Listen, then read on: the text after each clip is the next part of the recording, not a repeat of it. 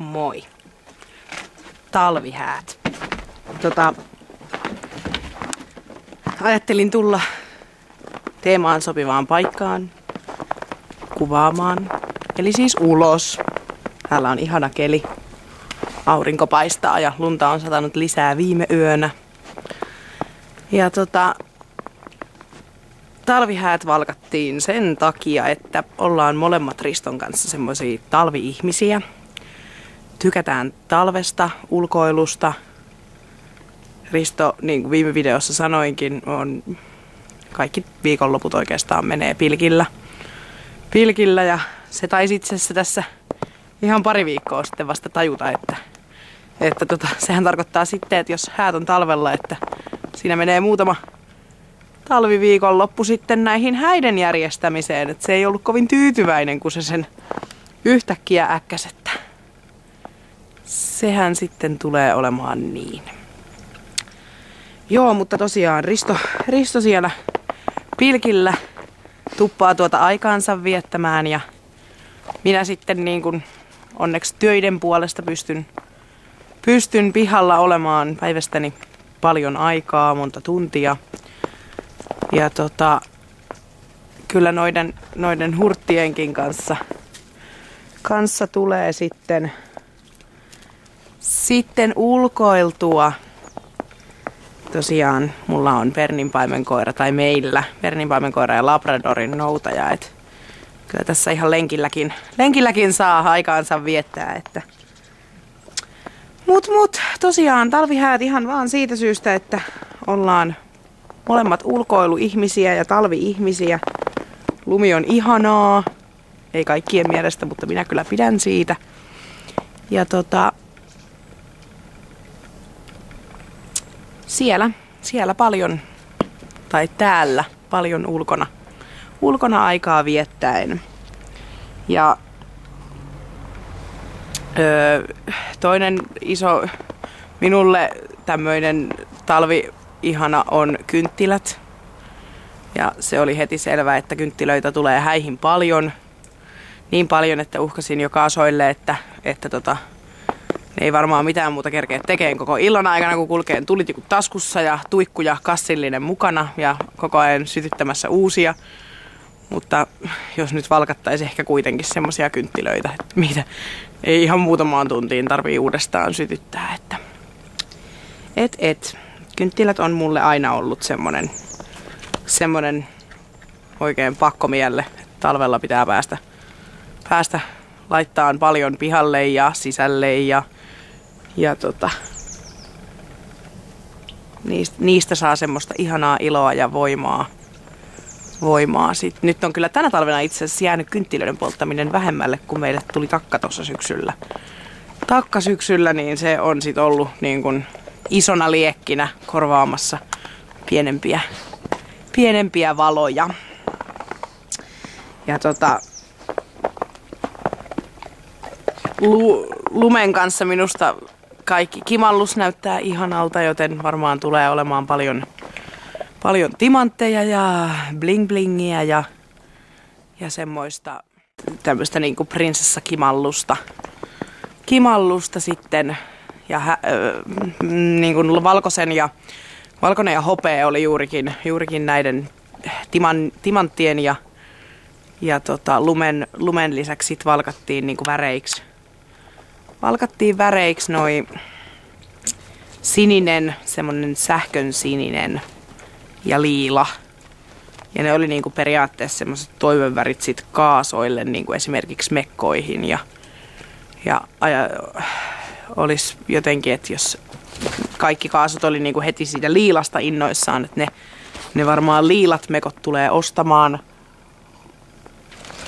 Niin olisi sitten ehkä kiva, että Ristolla ja sit Bestmanilla voisi olla sit ne sähkön siniset paidat ja se oli vähän niin kuin mulle semmoisena ajatuksena, että mä voisin myös sitten niin kuin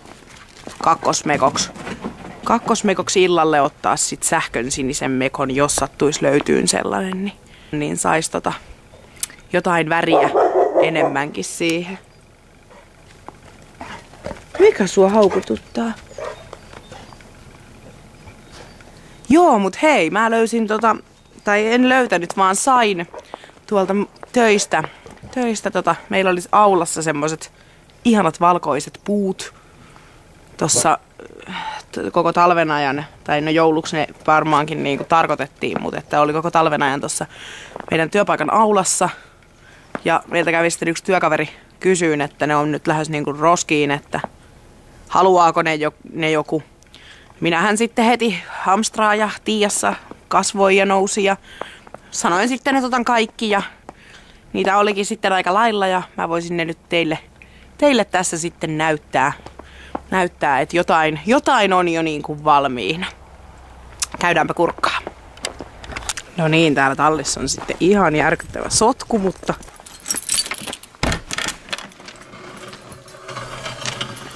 elikkä tommonen kasa niinku. Se on ihan siis, mä veikkaan, että se on niin kuin, se on joko pulloväreillä maalattuja tai sit sprayllä. Siinä on varmaan vähän molempia.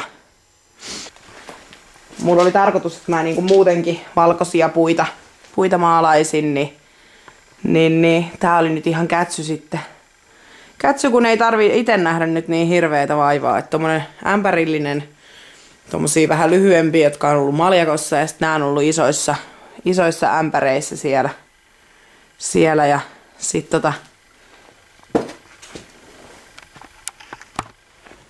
sit ajatus oli, että jos niihin laittaisi vähän kimallusta ja semmoista, niin niistä sais aika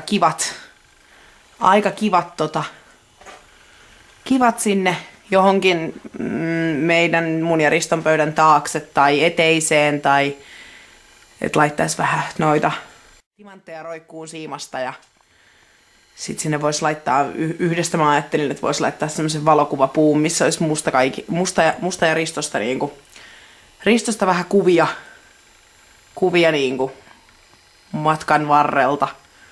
Ei meistä kovin montaa hyvää kuvaa otettu, koska yleensä aina kun me ollaan jossain, niin minä olen se, joka kuvaan. Ja sit ja yleensä mä kuvaan Ristoa ja Riston touhuja ja sen kavereita ja niin meistä on ihan 1 tai 2 vaan kuvia. Semmosia, joita voi käyttää ja julkaista niin kuin yleisen silmien nähtäväksi. Mutta jos noista nyt saisi jotain aikaan, Risto jo taivasteli, että voi luoja, että nyt on koko autotalli taas vuodeksi aivan täynnä tavaraa, että ihan kun tää ei muutenkin olisi tarpeeksi kaikkea tavaraa täynnä, niin nyt sitten vielä tommoset mukavat puut sitten vielä meidän iloksemme. Mut kyllä mä olin tyytyväinen, toi vielä meinaan ihan sikana aikaa nimimerkillä töissä tehnyt joskus. Niin se vie aivan järkyttävästi aikaa, maalaaminen. Ja kyllä ne itse asiassa varmaan pulloväreillä on tehty, koska se on tosi kauniisti se väri niin kuin siinä oksissa. Se ei ole mitenkään niin kuin hölmösti niin kuin spraysta tulee semmonen ihan peittävä, niin tossa näkyy niin kuin sitä puutakin näkyy. Ne on vaan aika rapsakoita, että ne napsahtaa poikki aika hyvin, että voin kertoa, että auto oli aika söpövärinen ja näköinen, kun ne kuljettelin sieltä. Mutta katsotaan taas mitä uutta ja kivaa keksitään ensi videolle kuvattavaksi. Ensi viikon lopusta voin kertoa kyllä jo vähän hinttinä, että hinttinä, siis vihjeenä, että mulla on tulossa vähän vieraita ja se voi olla, että sieltä voidaan saada pientä, jos ei kuvamateriaalia, niin ainakin selontekoa. Siihen liittyy viini hyvin suuressa osassa, hyvä ruoka ja ihanat kaverit. Jes, katsotaan ensi videolla lisää. Moikka!